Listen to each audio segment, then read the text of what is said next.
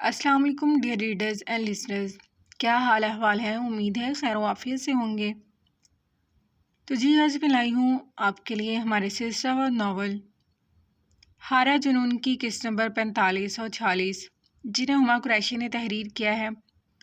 امید ہے آپ انہیں انجوائے کریں گے اور ہمیں کمنٹ باکس میں اپنی قیمتی آراء سے ضرور آگاہ کریں گے۔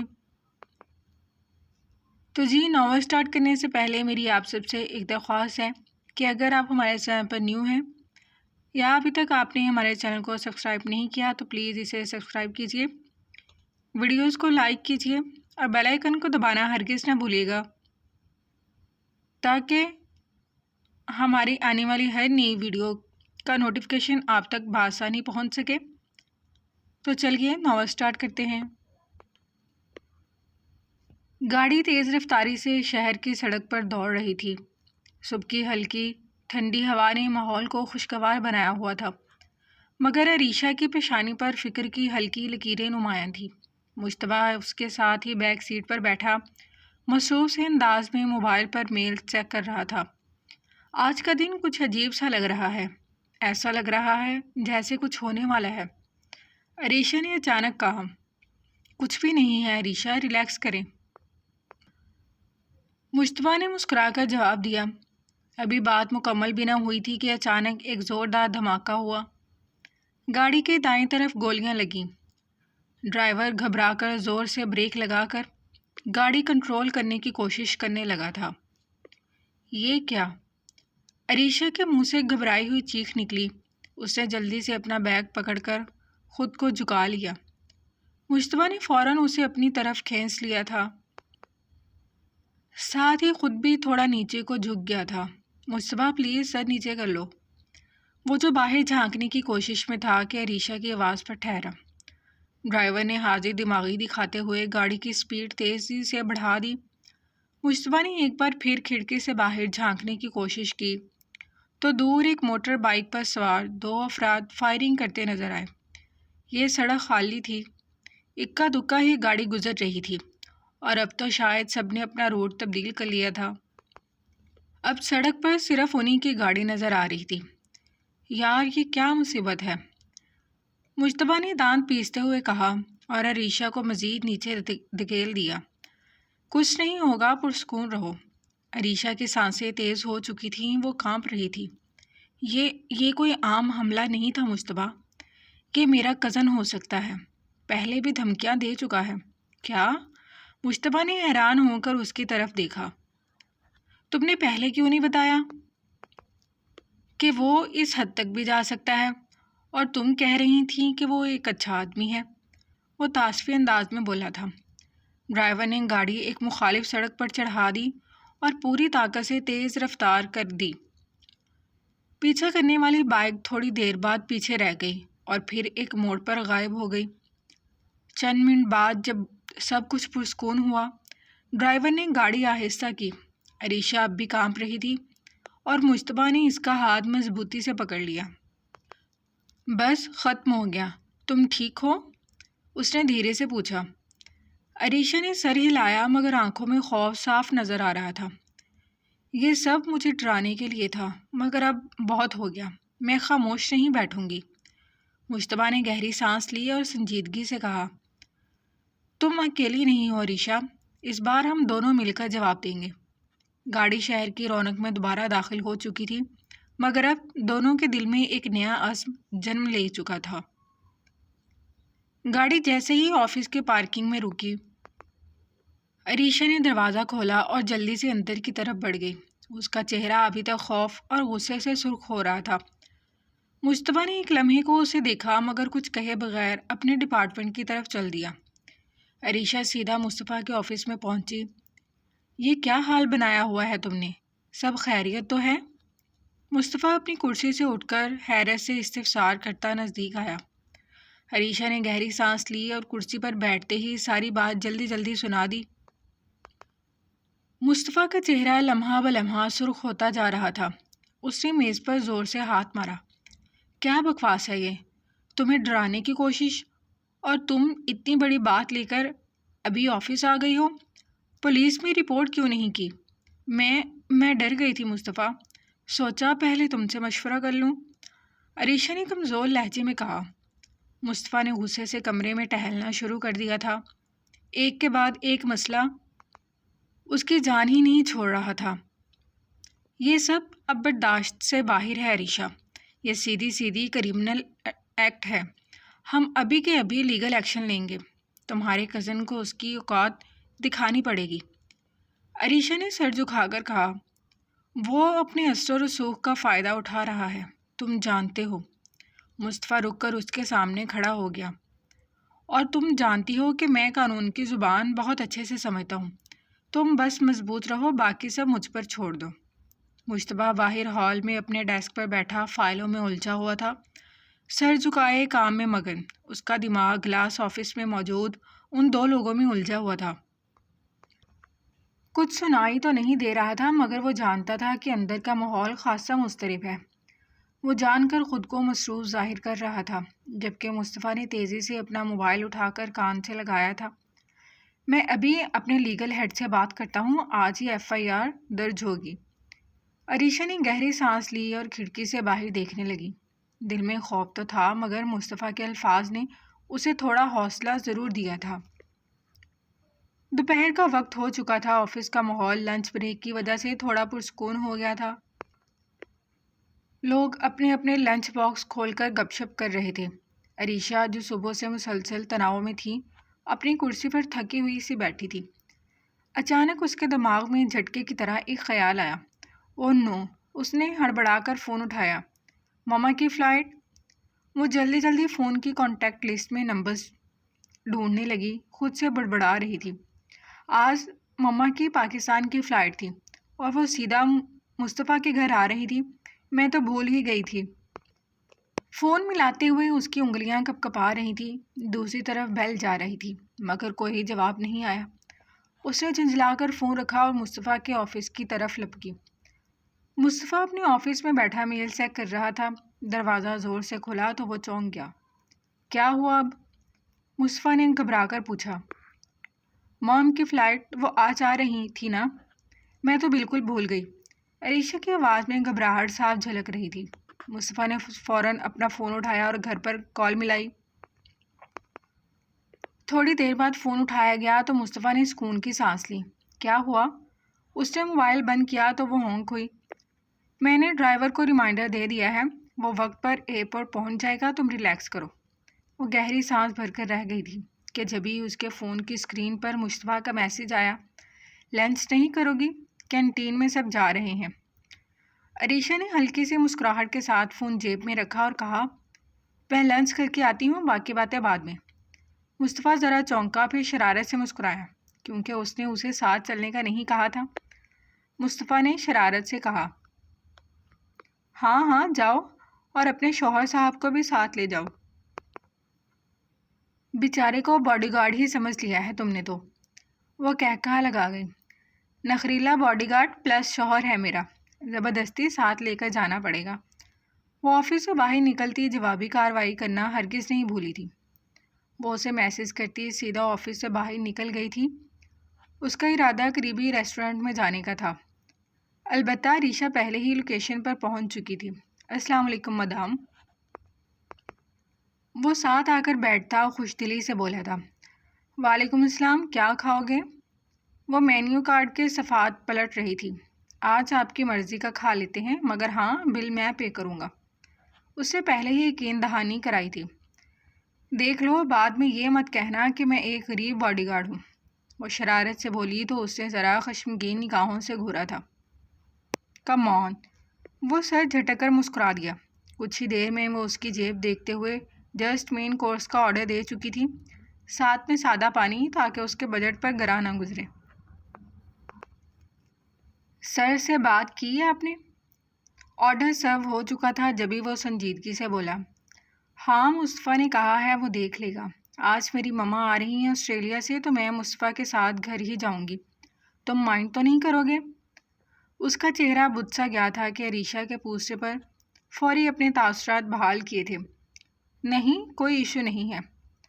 وہ دھیمی مسکراہٹ سمیت بولتا اب کھانے میں مشغول ہو گیا تھا۔ ایئرپورٹ کے باہر ہلکی ہلکی ہلچل تھی، لوگ اپنے پیاروں کو لینے کے لیے جمع تھے، بڑی بڑی سوٹ کیسز کے ساتھ۔ ایک خاتون جن کے چہرے پر غرور اور خود اعتمادی صاف جھلک رہی تھی باہر آئیں۔ گہرے رنگ کی ساڑی، بڑے بڑے سن گلاسز اور ہاتھ میں مہنگا ہینڈ بیگ۔ سامنے کالے رنگ کی شاندار گاڑی ان کی منتظر تھی۔ ڈرائیور نے فوراً باہر نکل کر لپک کر دروازہ کھولا اور مؤدبانہ انداز میں کہا، میڈم، آپ کے لیے مصطفیٰ صاحب نے بھیجا ہے۔ ماہین بیگم نے اپنی سن گلاسز کے اوپر سے سرسری نگاہ ڈالی، پھر ایک ادا سے ذرا ناک سکیڑی۔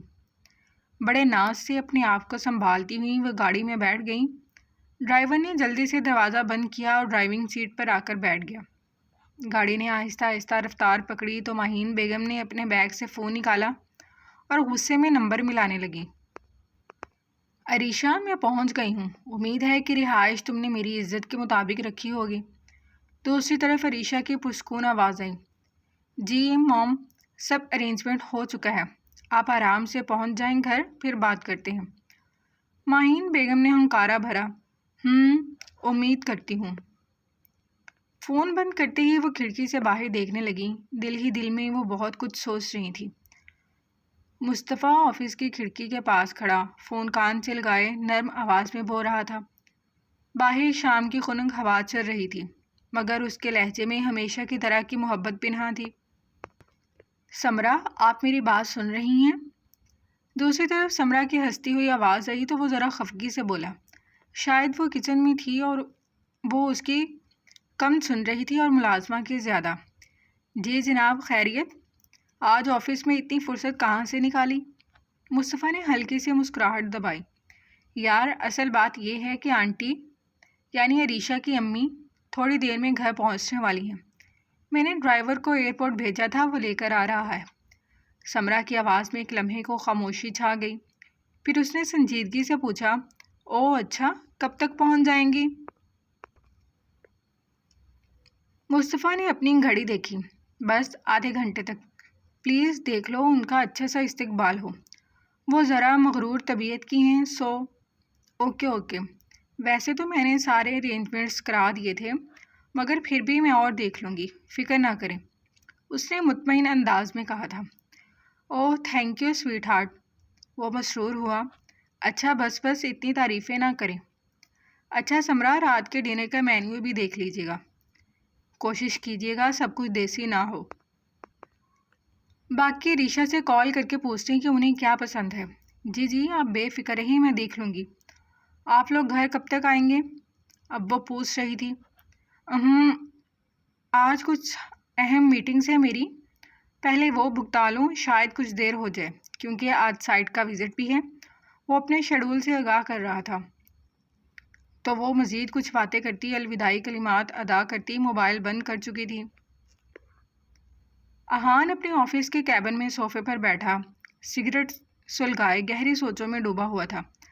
سامنے کی میز پر موبائل رکھا تھا جو اچانک وائبریٹ ہونے لگا۔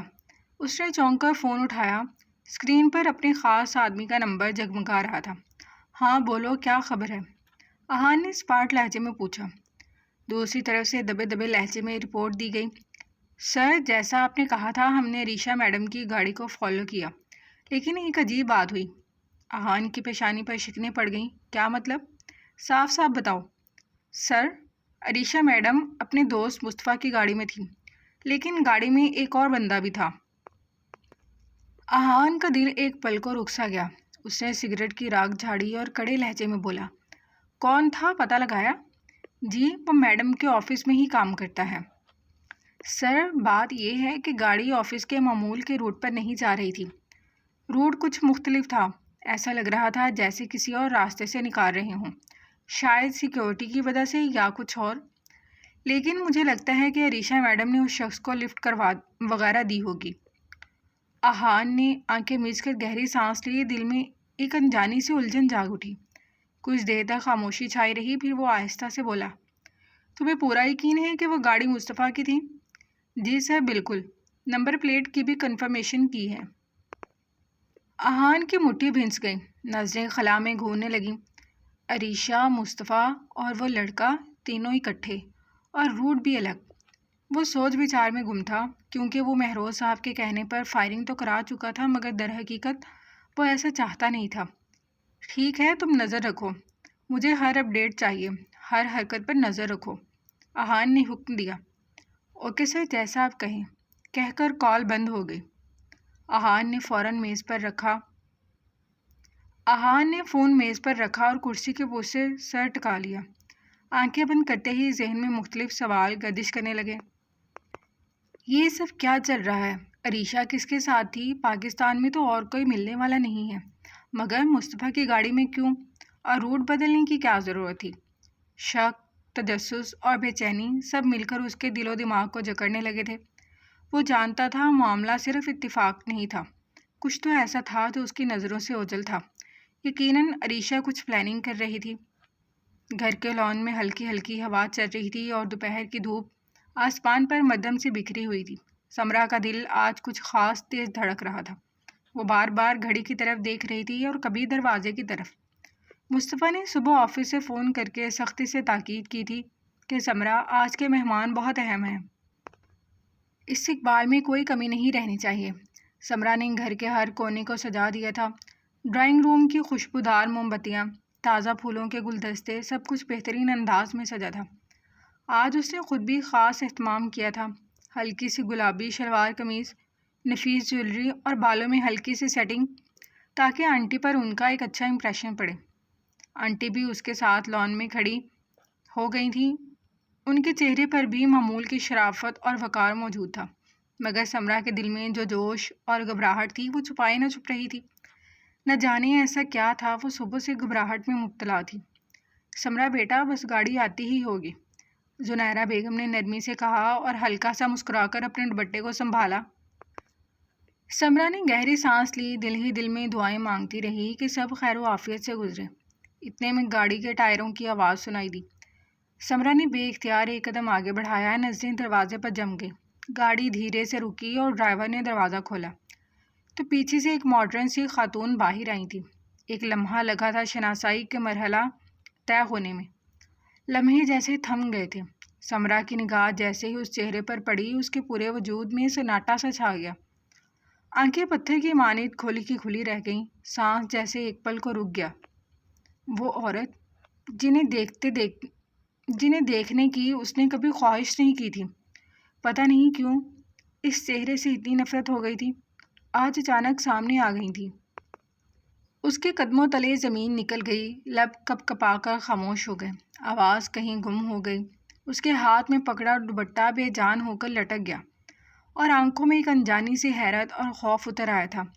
سامنے کھڑی عورت جو کار سے اتری تھی، اسی چہرے کی مالک تھی جو سمرا کے ماضی کی سب سے تلخ یادوں سے جڑا تھا۔ ایک مانوس مگر زخم دینے والا چہرہ، آنکھوں میں غرور، لبوں پر طنزیہ ہنسی، اور وہی مخصوص انداز جس نے سمرا کو برسوں تک بے سکون رکھا تھا۔ وہ اب مسکرا کر زنیرہ بیگم سے مل رہی تھی۔ یہ کیسے ہو سکتا ہے؟ سمرا کے دل نے چیخ کر کہا، مگر لبوں سے کوئی آواز نہ نکلی۔ اس کے دل کی دھڑکنیں بے قابو ہونے لگی تھی، قدم پیچھے ہٹنے لگے جیسے زمین پر کھڑے رہنے کی طاقت بھی چھین لی گئی ہو۔ اس کے انداز پر زنیرہ بیگم نے حیرت سے سمرا کی طرف دیکھا۔ سمرا بیٹا، کیا ہوا؟ سب خیریت تو ہے نا؟ مگر سمرا تو جیسے سن ہی نہیں پا رہی تھی۔ پتھرائی آنکھوں سے وہ بس اس عورت کو دیکھے جا رہی تھی۔ وہ عورت آگے بڑھی اور سرسری سی نظر ڈال کر بے تاثر لہجے میں بولی، السلام علیکم۔ سمرا کے کانوں میں ان کی طنزیہ آواز گونجی تو دل کی دھڑکن ایک لمحے کو تھم سی گئی۔